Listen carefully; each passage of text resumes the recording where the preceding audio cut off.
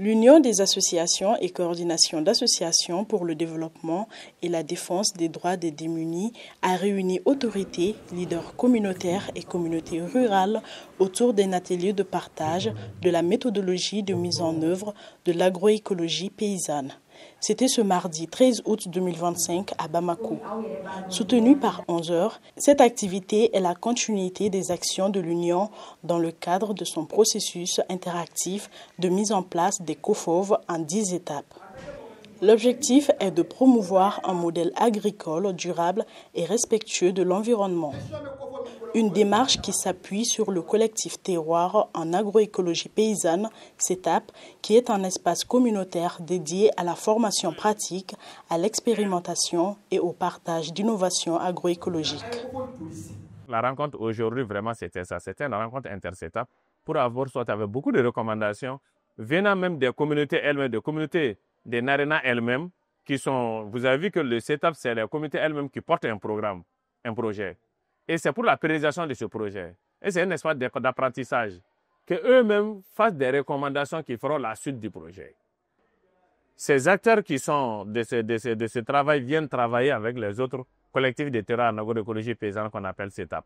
Donc les CETAP des 3 communes, leur échange durant toute la journée a permis de sortir avec des bonnes recommandations qui feront la suite du projet. Au programme de cette rencontre, une présentation détaillée des 10 étapes et des 7 piliers de l'agroécologie, des retours d'expériences vécues sur le terrain et des échanges nourris entre les différents acteurs. L'enjeu est double: protéger les terres agricoles et favoriser des pratiques respectueuses de l'environnement, tout en assurant la souveraineté alimentaire des populations rurales. Le rôle du COFO est vraiment important parce que quand il y a des circonstances, des litiges fonciers, on renvoie le dossier au niveau du vestibule des chefs de village et c'est le COFO qui va intervenir. Voilà. Maintenant, après tout ça, là, on peut intervenir. Mais vraiment, le COFO joue un grand rôle pour la stabilité vraiment, des gestions foncières dans les différentes circonscriptions.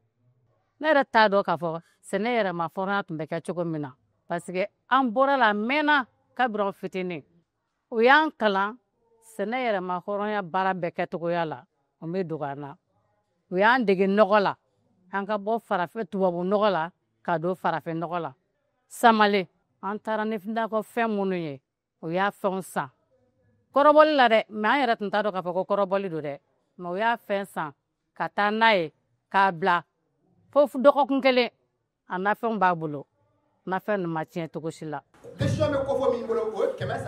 À l'issue de la journée, les participants repartent avec une compréhension approfondie de leur rôle et sont mieux outillés pour mettre en pratique des techniques agricoles respectueuses de l'environnement.